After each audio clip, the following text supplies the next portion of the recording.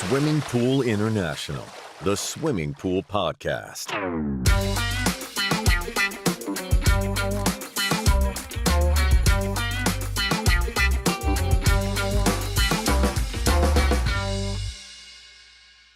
A warm welcome to our International Swimming Pool Podcast.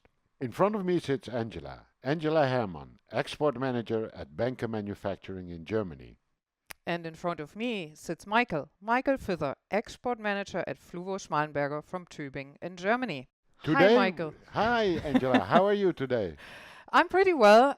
We're in this beautiful, beautiful Whitney, I have to say.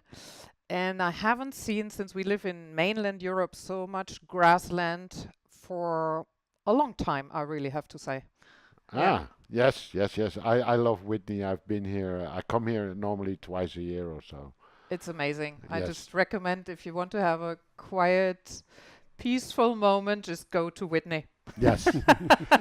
But more interestingly, we are sitting here today with Dan Phillips, Managing Director and owner of Lighthouse. And we are very exciting to learn more about and to get to know Dan better. And very much welcome, Dan. Nice to see you again. Thank you. Welcome. Yeah, the topic really is why we're here today. It's called, your company is called Lighthouse, which I kind of already like a lot, to be honest, because it's not such a, lighthouse is related to water at the end. Yes. Yeah. And I have been at your place where you also manufacture, and there is a lighthouse. That's right. Yeah. Oh. In Plymouth. Yeah. Yeah. So the name Lighthouse actually derives from Plymouth, where one of the first lighthouses in the world was designed and built, and it's currently on the Hoe in Plymouth, right on the land. They moved it from a rock out at sea and brought it into land when they had to build a new one out on the Eddystone Rock, and it's called Smeaton's Tower. So Plymouth actually has a history of engineering and lighthouses, which all fit with the water. Wow. And that's where the name sort of derived from originally. And you said it's the oldest maybe in the world. When was it built then? I don't know. I'm not sure the exact date, but it was one of the first lighthouses in the world, was Smeaton's Tower. So it's a couple of 100 years. Yes, yeah, Yeah. a long time, yeah, a few centuries. Interesting. I never thought about this when hearing the name Lighthouse as a company name. But Yeah, I really love it because it's really catchy, and then you even have this cool story. But we are definitely not talking only about Lighthouse. It's because we call the podcast today Velocity, Swimjet, and much more. Yeah. And just start and tell us something. You are a family-owned business, as we probably Fluvo and Benke like a lot, no? And you call it's a Lighthouse Journey. So what is it? Yeah, I think it's like any business. They evolve from scratch, from a seed in someone's mind originally. A bit of a background, I'm originally a pool engineer, lived in the south of France for a long time, working on swimming pools, so that's where we got into the industry. On moving back to the UK, we started a pool company, a standard end-user pool company, building pools down in Devon, which was very successful, and we had a lot of requests for swimming pool heat pumps at the time. Because of our history, well, my personal history being in France, at the time we imported heat pumps from France rather than going to a traditional UK distributor, because we didn't know them at that point. And then that grew over time, where that manufacturer was looking for a distributor in the UK. And because we had that contact, I speak French as well, we started bringing them in from France direct and then selling them to the trade, which is quite good. That company in France grew quite extensively with other products within their range, pool cleaners, robots, pumps, things like that. And over time, the business built from a pool company builder into a distribution company. And then in 2015, we decided to solely go into distribution and supply in the trade. okay, and in between, you also, when I looked at your website, you also started this installation. You still do installations? No, so 2015 we stopped working and doing installations with the public. Business just got too busy. We're obviously doing some things right. Yeah. And I had to take the decision then, do we continue building pools, maintaining and servicing pools, or do we concentrate on the distribution and the product development and the engineering of how swimming pools work and bringing that to the UK market. Ah, okay. And you said distribution, but at the same time, you're a manufacturer. Yeah, we are. And I think, very similar to the Benke story, we're a family-run business, and my natural being is to be curious. So over time, as we evolved in distribution, we've seen gaps in the market. We've come up with ideas. My business manager, John Whiteside, he's very into developing new products as well. Been in the industry for 30 years himself. So we both have ideas. Some of them stick, some of them don't. And actually, that's a side of the business we do find exciting as well, because we can come up with products that people like, develop them from scratch, and bring them to market. So it gives us an opportunity with our trade partners to offer them some of the best products in the world from great manufacturers in Europe, because they have the volume, but also some bespoke British-made products that we can design, play around with, and really get our teeth into. So yeah. And you distribute all across the UK? So for products that we import, so the likes of Bayroll, Polytropic, Wybotics, Cover Seal, some of the really best brands that are available in the market, we just generally concentrate on the UK, Ireland and Channel Islands. But for our heat form branded items, so particularly our SWIMMINGPOOL Velocity and our panel pools, we are starting to export that to other countries, particularly India at the moment on the SWIMMINGPOOL, and a little bit into Europe at the moment, yeah. Ah. And well, I guess we get into it a little bit deeper once we are talking, but so you are manufacturing the SWIMMINGPOOL? Yeah. So in Plymouth, as well as our main distribution hub, we manufacture Velocity SWIMMINGPOOL. We manufacture the heat form panel pool system, which is really popular with the commercial market in the UK. So swim schools where people are renting a warehouse, for example, putting a freestanding pool in. Heat form's perfect for that because it's insulated with recycled plastic bottles. So a standard pool has about 9,000 half-litre recycled plastic bottles in the walls to keep the insulation in. We also do our own slatted covers as well that we manufacture down in Plymouth, and we design and do all the metalwork and electronics and things, yeah. Wow. You're Amazing. really wide spread what you do, no? What you offer actually. Yeah, no? I think so. And I think it's also for us, it's looking at what can we do as good, if not better than what's available, and what we can't. So there's products out there that we distribute that actually we'd never touch. We look at it and go, that's the best product in the market. Can we improve it? No. So actually we don't need to. Let's just bring it in from a good manufacturer. Other things we look at and go, do you know what? That's great, but it could be better. It could be more energy efficient, more powerful, more ecological, all those things. So that's when we look at it and go, actually, we can do that better ourselves. So let's look at it from there. Yeah, it was actually kind of like, as we have in a podcast, just for everybody also to know, we have a little storyboard. And the next question would have been, so, you are one of the independent distribution companies in the UK. The only. The only, actually. No, I correct you on that, Michael. We're not the only independent distributor in the UK. I think we're probably the broadest independent distributor in the UK because there's all the other companies who we work with or alongside that we get on very well with.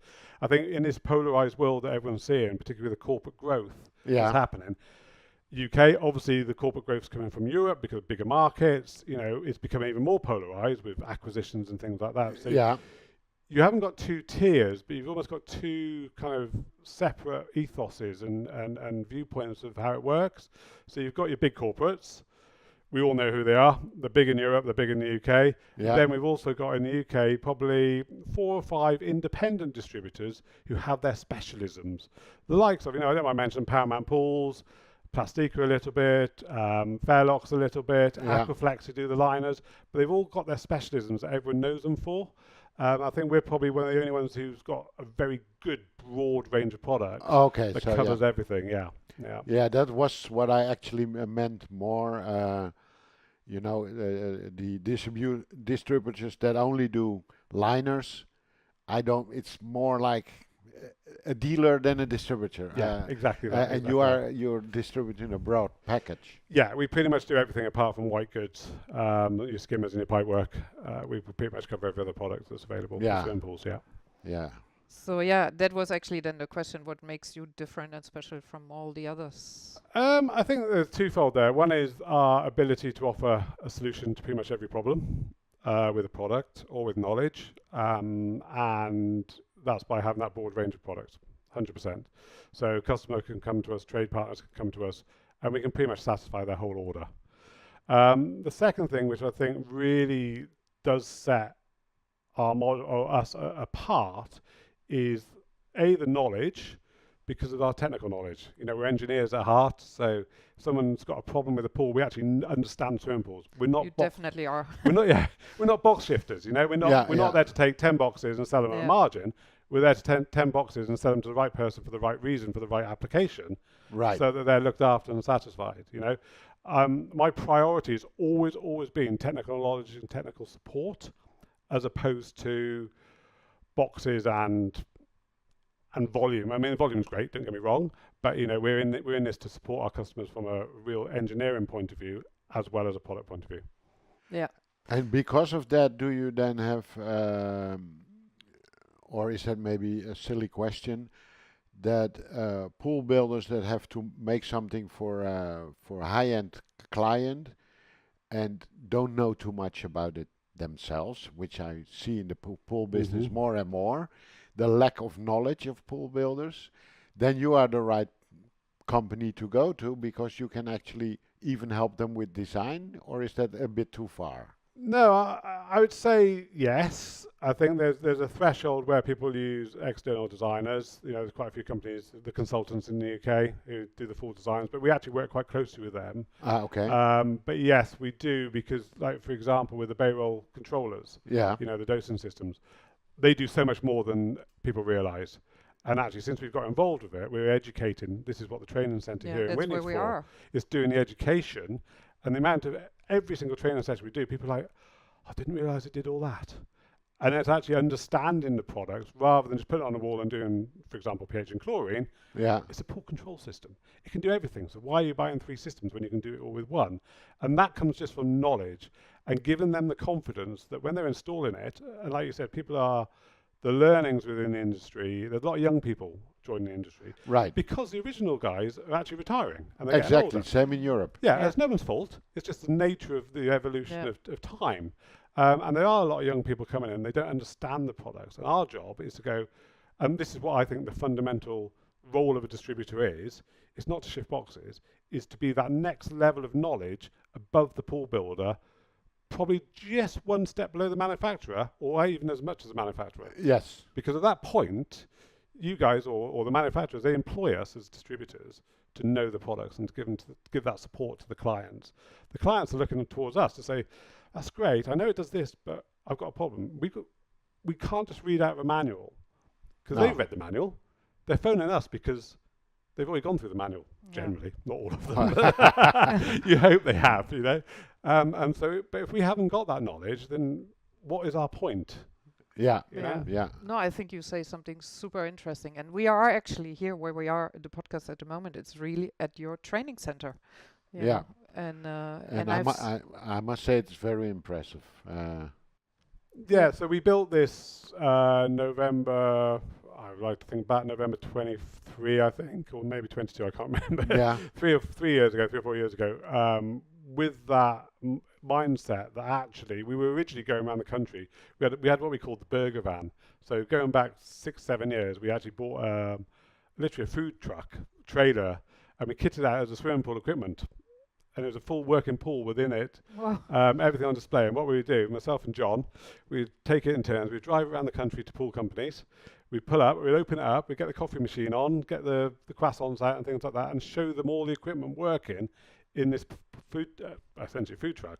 And it was nicknamed the burger van. So we turned up with it. It was really quite funny. But it worked, because people were going, oh, we understand it. We physically can see it. We can touch it. It's not a catalogue. It's a product. It's a real product. And you know what you're talking about. So the idea of the training centre was to expand that to be able to accommodate more and more people. And I think last winter we had about 420 pool engineers through the door for training over the winter. We're just about to launch in a couple of weeks the schedule for winter 25-26. We'll probably have the same in again. When will it be? We start in October and we run through to February because that's the window when people have got time to come in and we can educate them. After that point, what we found 2 or 3 years ago when we first did it, the March sessions literally had hardly anyone in them because everyone was getting busy. And because we can't time when the sun comes out, we've got to be careful on that. So yeah. That's interesting, very interesting. And do you then also invite manufacturers, or is it generally done by your own people, you and your own people? We do have a little bit of that, but again, we did originally, and Bayroll were absolutely, because as you know, Bayroll's a big company, lots of products already established in the UK. When we first launched the Bayroll brand through the training centre as well, they came over and they helped us massively. They came over and did the training. Alphonse came from the water treatment, Elia from Technic. They did that training for us. But after about 12 months, we had the knowledge. Yeah. I've got Kath, my water treatment manager. She presents the water treatment side of things. Right. I do the Technic because I really enjoy it. Right. I really enjoy getting my head into it and things like that. But the manufacturers do support us. But again, going back to what I was saying a minute ago, it's our job to be able to give that support. So because it's our job to give that support, we now take it on. But if there's a new product that we need a bit of support, manufacturers normally come over. Perfect. Really good. Perfect. Yeah. And I just can say, as I know you, that you're really into it. Huh? When you present a product, it's like you perform so amazingly, and I've seen it. Thank you, appreciate that. Yeah, it's true. I think it's easy to present a product you like. Yeah. If you understand it, it works, and you have faith in it, it's easy to say to someone, "This is how it works. I think it's the best product for that job." And that's quite straightforward. And I think that's the ethos of what we've done, myself and John, particularly over the past 3 years since our business changed with supply chains and things like that. We've gone out there and we've looked at so many products, so many manufacturers, and picked what we believe is the best available. And we've just launched Power Lighting from Australia a month ago, and by far the best lighting system I've ever seen in swimming pools. I've been in it for 25 years, John's been in it for 30 years. We've both gone, that's going to be a product that's going to change our business. And we've done that with everything. Benkei filters, that was a big thing for us. The absolutely amazing product. You look at it and go, that's different, that's amazing. And all the other things, white box, polydropics, Bayroll, all the same. And that's one of the key points of what we were about, is finding something good. Right. Yeah. Right. And just popped up this question. Do pool builders sometimes come here with homeowners just to have a look? Yes, particularly for Velocity, SwimJet, and for Cover Seal. So those two products, we get swimmers coming in here quite regularly to test the jet. And I will be honest, we've not had one swimmer come in and swim against our jet and not buy one. Well. And I have tried others. And that is a tantamount to the product. But also, as you can see, the training centre. You come in, you see it, you try both versions, the hidden and the over the wall, and you go away going, that's what I want. Yes, You're creating a dream. You're creating a dream for people, and that's the important thing. Yes, yes. Well, that was the initial slogan of the podcast was, "We talk about dream pools around the world," and you just said this. Exactly. That is true. Marketing. There was something you were going to ask. Because I'm always amazed. I also try a bit on LinkedIn. Sometimes I post some videos. Maybe people have seen it. But I think you are not only a technician, engineer, and developing products and so on, but you're also an amazing marketing guy. Thank you. It's true. I see you present all the time. On LinkedIn, yes. Yeah, you are on LinkedIn, and you do videos. I see also the trainings and all the new products, and it's, I think that goes back to what you said at the start about being a family business. Now I run the business, but on the marketing side, my wife helps me massively on that. We kind of do it together because she's got a background in entertaining people through museums. So working in a big museum sector all around the world. She worked in Paris and things like that. So she brings a completely different aspect to what we do and viewpoint. Yeah. And that really, really helps. But again, it's going back to knowing your product. If you know your product, then you know what people want from your product. So you can present it in a way where they go, that's what I want. That's triggered my mindset to go, that's what I want, that's what I'm looking for. But also we can add, I think, a personal feel to the marketing. It's all too easy to become very, dare I say, corporate, whereby there's no kind of real feel to it. Does that make sense? Yeah. Yes. And that's what we You feel it, yeah? Yeah, we feel it. So when you feel it, you know your product. It's again, going back to what I said. And then you know what you want to, how to do the marketing, right? It's easy to sell. Yeah. Because you're passionate about it. Yeah. You are. You're not just trying to tick another box. Yeah. It's kind of like, actually, I get this product. This is what we're going to do. And I hope that's why certain manufacturers have chosen us as their distributors in the UK, because they've seen that passion and that understanding, and want to associate with what we can do and what we can offer. Right. To their business. Right. And stand out. Yeah. Yeah. Okay, and before we move on to the velocity, where I have many questions, of course, Okay. you wanted to ask also a little bit regarding the website where it was published, the future. Yeah. Oh, that's a good question. And we have that debate quite a lot internally. The future for us is definitely going to be growing our existing range of products. I do feel that over the past 6 to 12 months in particular, we've really hit a point of there's not many gaps in our arsenal that we need to fill. So the future on our product side of things is to grow, cement, and build all the brands that we offer within the UK market. I would like to see us to be the go-to for everyone, 100%. I never see a reason why not, because I think we're pretty good at what we do. So on that side of things is to build and build and build within the market, so that we're at the tip of everyone's tongue for the right products. On our own branded stuff, however, particularly Velocity, I know Mike wants to cover that in a minute. Yeah. That we see a global demand that can be built with the right marketing, with the right partners, with the right approach, and that is definitely over the next 12 to 24 months where there'll be some focus to build that into the areas, because as you guys know, having been in the industry for a long time, products take time to develop, they take time to build, and you do get teething issues. I'm not going to deny that. You do get teething issues. How you deal with them is tantamount to the importance of a business. Do you walk away, do you ignore it, or do you deal with it? Do you redevelop, do you redesign? But our Swimjet now is at a point where it's nigh and nearly perfect. Right. And we're ready now to expand that into other markets and things. But I really like that dynamic, because I think, let's say, I say UK and Europe, I think really, I'm not a politician, but I have to say that, but we really need to be ambitious and see what is going on in the future. We cannot just stay where we are and see. So I think it's really nice to have companies like that who really work on this future. Yes. Always an idea ahead, as we say. Yeah. And on the other hand, expanding like we are also doing out of Germany, outside Europe means has an effect on your organization.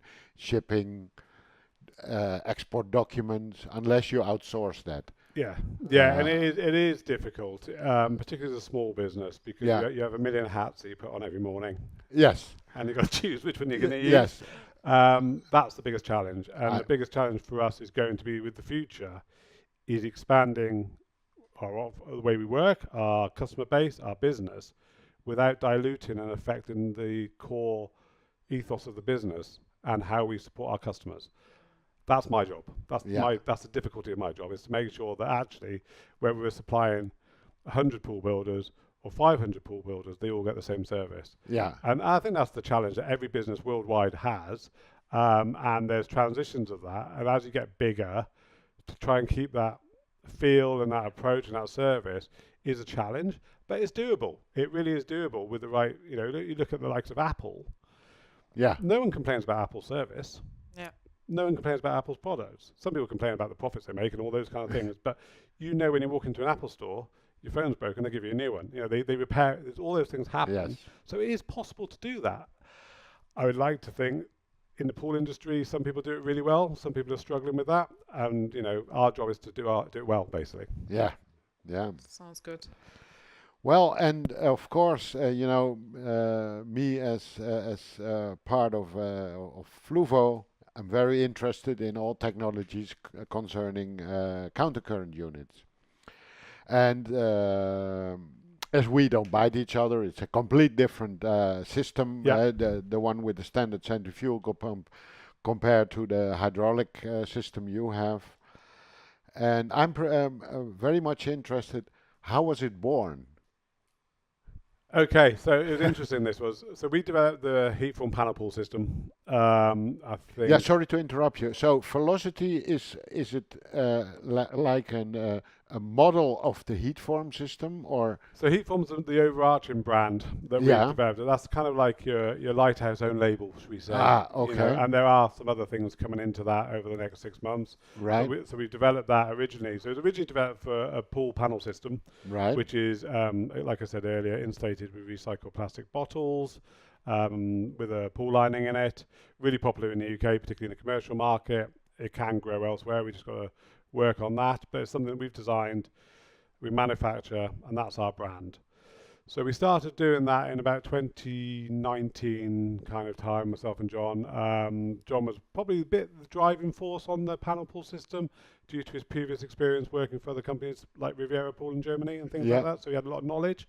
And we developed that into a really good little product. But what we found was people were buying heat form and they were putting in someone else's jet.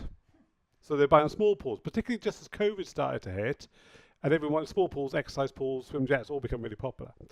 And it was a little bit painful for me to see to see that happen. They'd buy the kit and say, "Oh yeah, but we're putting in so and so's jet." And we did have a jet in our catalogue at the time, but it was very much a family jet rather than a sport jet, should we say, a proper sport jet. Big difference. Yes, there is a big difference.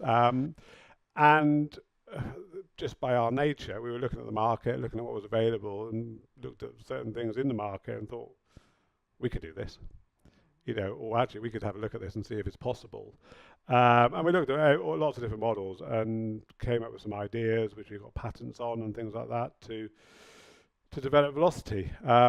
As I think with a lot of products that are developed in the world, in hindsight, if you did it again, there's a lot of pain going through, but we're through that and we're at a really good spot. So yeah, it was literally through a demand at the time, really, and a desire to. And actually, we'd been looking at doing a swim jet for probably 3 or 4 years before. It just seemed to be a product that captured our imaginations, and thought, well, we could do something with this. This is quite exciting. Yeah. And well, the biggest question I have with this kind of system: what made you choose for a hydraulic system rather than just with a pump, like some of your competitors do? That's a really valid question. And actually, that I think comes down to my personality. Right. I don't see the point in doing things if it's not going to make a difference. Right. Okay.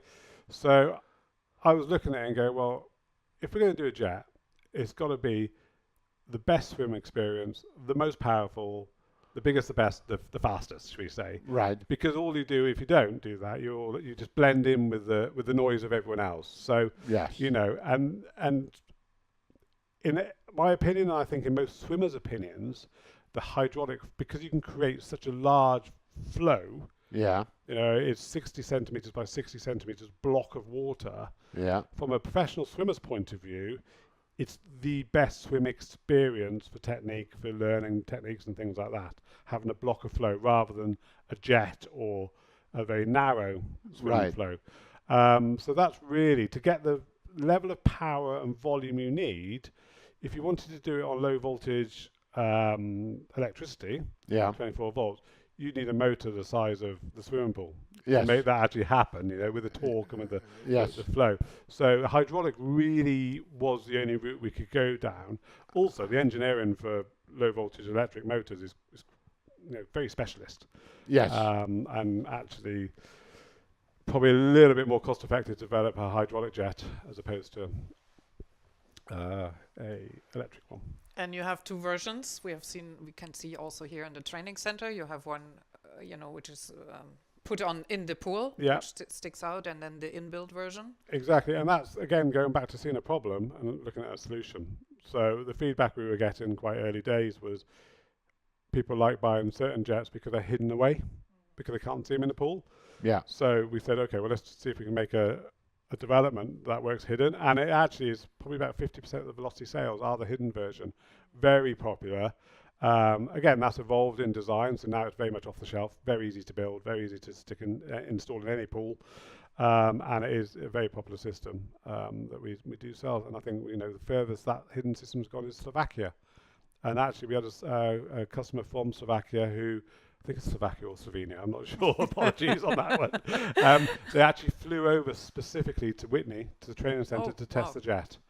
They've done the research, they came over and tested it, and they purchased it and put it in their pool over there. I got pictures of that, yeah. So, and they were really pleased. So it just shows that the reach of something, people are looking for something different, specialist, and that's where a swim jet is. Dare I say it, a pool pump's a pool pump's a pool pump, a half horsepower pump's a half horsepower pump, whereas a swim jet is very specific. One of the other things that really amazes me, you do everything with single phase pumps. Yes, so this was and this is where we've actually got a patent in the UK, and is pending in America and Europe and Australia at the moment. Essentially, we looked at other things on the market, and what you find is when you get to a certain power level, you've either got to have single phase 50 amps, so very large feed, or you've got to have three phase. Right. Now, in the UK, single phase is prominent. Three phase is actually quite rare in domestic setting. Unlike Europe, I've been in France a lot, you can get three phase quite easily. Yeah. So we had to make sure that single phase was the main option. And then we looked at it and thought, well, 40 amps, 50 amps to run single phase, it really restricts on plant rooms, on end of gardens, that kind of thing. So then we started looking at the inverter technology, which is already implemented in pool pumps, and thought, well, actually, why don't we just get a single phase motor, or a three phase motor, apologies, and get a single phase to three phase inverter. Ah, yes. And then we apply that to a swim jet, and that's where the patent sits, because it's using an inverter system to power a hydraulic swim jet. And what you get there means that you can actually run on a 20 amp feed. Yes. And rather than changing the flow of the oil, we change the speed of the motor. Right. So your energy efficiency drops off, goes up really high. So your energy consumption drops off a cliff for comparative machines in the market. So the customer saves money. Which is a big topic. It is a big topic, and the ethos behind the Heatform brand is ecological, doing everything we can to help the environment, at the same time providing products of the performance that's unrivaled. It's amazing, because what you get out because of using an inverter with relatively small motor, yes, is amazing. Exactly. So our input to output ratio is so much higher and better. It's like a heat pump, our COP, for example, of our jet is actually a lot broader than most things available, and that's where power and performance and efficiency was where our three kind of ideas were to do our own swim jet. Amazing. Yeah. And you are a specialist, Michael, in this, no? So when you say this is amazing, it is amazing. Thank you. The velocity is so different than anything else in the market. There's nothing like it. You have your standard, let's say, point. I call it point countercurrent systems, like we do mostly, and most other Germans.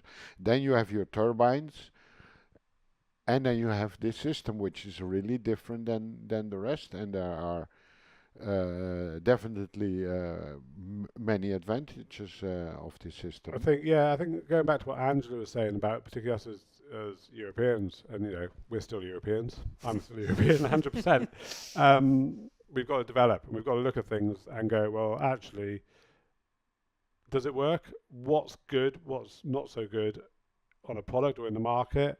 And how can we make it better or more efficient? Which is why we went down this route, because actually we looked at other things in the market and said, well, that works really well, but it's been the same for 30 years or 20 years. And how can we make it better? Okay, well, let's come to general, I come from the contact rent system actually, because you told us before when we talked a little bit about what we talk about. You told us that actually this year is a good weather in the UK. You have it's all there, but you have a lot of retrofit pools where actually one of yours velocity can be used, right? Yeah. And what is the UK pool market? What's going on? How is it? I would say it's, and this is obviously a personal opinion because obviously you see it from our side. Everyone's different how they see it. I would say it's good because of the weather. It's good. The economy, the political side of the UK is a lot more stable than it was last year. So those things are all playing in our favour. But on the flip side, the economy is still quite suppressed. I think we are back to normal post-COVID from an industry. Yeah. In the sense that actually the sun shines, we get lots of business. It rains, we don't. That's just the nature of it. I think the new pool business is still quite low and suppressed. Is that because of the economy? A little bit, yes. Credit's not available freely, particularly for those middle section customers, the ones who would borrow, maybe would buy a conservatory, or maybe buy a fast car, actually, or buy a swimming pool.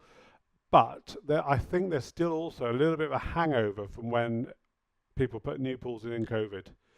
There's still that boom. Somebody who might have put a pool in has already done it because the boom was so high. Yeah. So they kind of put the pool in, and actually they might have waited 3 years, which would be the year now, this business, but they did it quickly and did it then. So I don't think it's not dire. It's actually really quite good. The spring's been really good. Next week's looking really hot. But generally, we are much more weather dependent now than we were in COVID. So going back to 2018, 2016, that kind of time where it was weather dependent, definitely. Well, and we also believe, many people working in the industry across Europe, that the whole situation in the world makes people kind of worried. I'll just keep my money for now. Yeah. That's another, it is another factor, but then on the flip side of that, if the weather gets good, people want a bit of feel-good factor. Exactly. So if there's lots of negativity and the and weather's good, they go, let's just look after. Like in COVID, people stayed at home, so they created their holidays at home. When the world gets issues going on, and whether it's wars, political, anything like that, people say, actually, we'll stay at home. So what can we do to improve our day-to-day life as opposed to our traveling life? Yeah, that's so true. And I'm very happy we did talk about the weather once we are here in the UK. So it's a must. Always have to, yeah. Always have to. Yeah, well, you see this across Europe. It's tomorrow in Holland. It's going to be 30 degrees. Yeah. And then all the pool builders are happy, basically. We've got that next week. I think it's 28, 29 next week in the UK. It's warm today, but it's going to be really nice and sunny. So and it's all, on the other end, always so funny. People decide to buy a pool when the weather is nice. Once it's installed, it could be totally different, right? It's an impulsive decision almost. It is. It's funny actually, I've got a customer who got a really good online system for ordering. So they do all their quotes online. Their end users can go online, accept the quote, pay the deposit, all remotely online. It works really, really well. They told me that actually 80% of their pools get bought after 11 o'clock at night.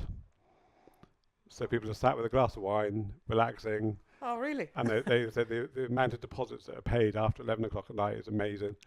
And it's that impulse decision process. Yeah. It's kind of I'm relaxed after my glass of wine. I want a pool. Exactly. So it's quite interesting, that definitely. Okay. Well, probably the last question. Do you have some kind of story, UK pool story?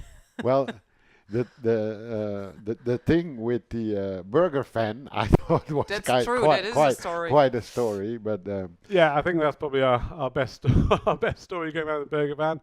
I think you've put me on the spot there, Angela. I would say, I think, talking of stories, I think some of the stories are still to come. Yeah. I think that going back to the future, I think the story of Heatform, Lighthouse, us as a business, I think we are still in the early stages, actually, and I think some of the stories that are going to be told in the future are still to be written by us and our customers. Yeah, good. Oh. Thank you.